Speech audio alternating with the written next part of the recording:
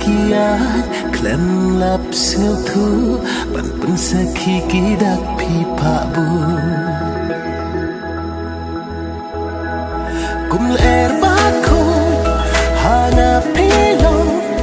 kamrado no jong ha phi wan show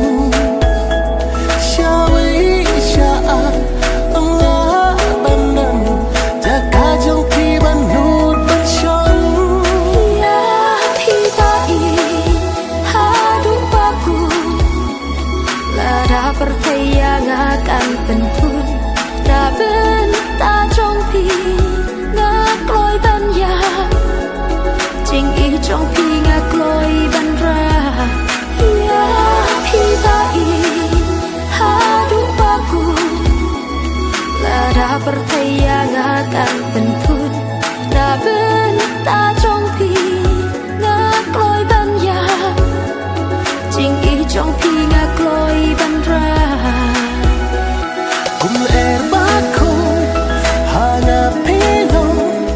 kamrado no jong ha phi wan show shawi sha anga ban ja ka jong phi ban no ban show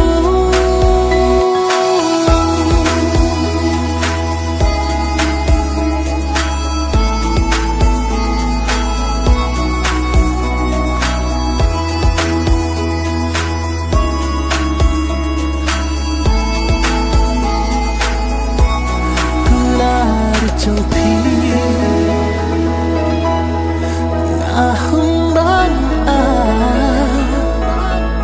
what I can have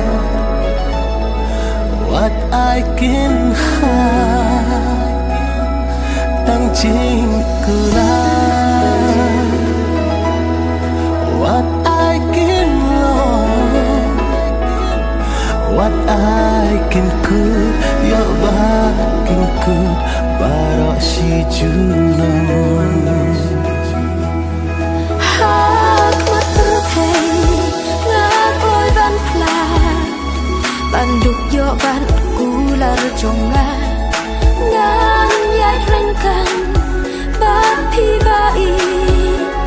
kular shirta gin yeng sakhi ya pi bai pertayangan pentun daben ta trong pi nga kloi ban ya jing i trong pi nga kloi ban